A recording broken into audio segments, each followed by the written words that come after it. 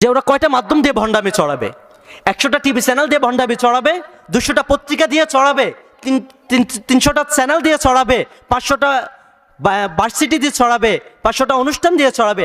আমরা যে কজন মুসলমান আছি আমাদের প্রত্যেকের এক একটা জবান আছে, যারা লিখতে জানি তারা প্রত্যেকের এক একটা কলম আছে, যারা জুমা পড়ায় প্রত্যেকের এক একটা মেম্বার আছে, যারা অনলাইনে অ্যাক্টিভ প্রত্যেকের এক একটা আইডি আছে, পেজ আছে, প্রোফাইল আছে, এমনকি যারা ওয়াজ মাহফিল করে প্রত্যেকের এক একটা মঞ্চ আছে। হিসাব করলে দেখা যাবে আমাদের মিডিয়া তাদের চাইতে কয়েক কোটি গুণ বেশি আছে।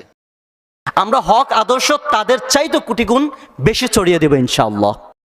ওরা কয়টা মাধ্যম দিয়ে, ওরা কয়টা মাধ্যম ব্যবহার করে আমার নবীর আদর্শকে ধামাচাপা দিবে, ইসলামী আদর্শকে ধামাচাপা দিবে, ওদের পশ্চিম আদর্শ দিয়ে আমাদের নবীর আদর্শকে ধামাচাপা দিবে। ওরা কয়জন?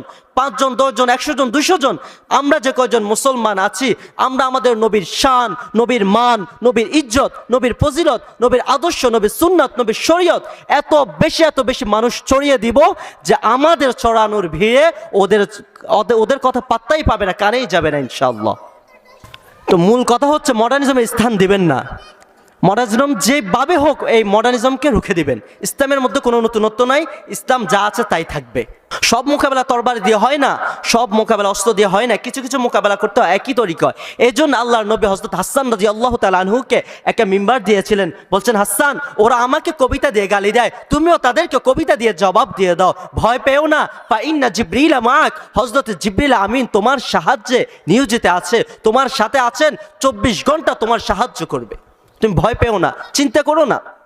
এজন্য আজ আমাদেরকে হযরত হাসান হতে হবে। ওরা যে কয়টা মাধ্যম ব্যবহার করে ইসলামের বিরুদ্ধে, নবীর আদর্শের বিরুদ্ধে প্রপাগন্ডা ছড়াবে, আমাদেরকে এর চেয়ে বেশি মাধ্যম ব্যবহার করে ওদের প্রতিটা কথার প্রতিটা কাজের জবাব দিয়ে দিতে হবে।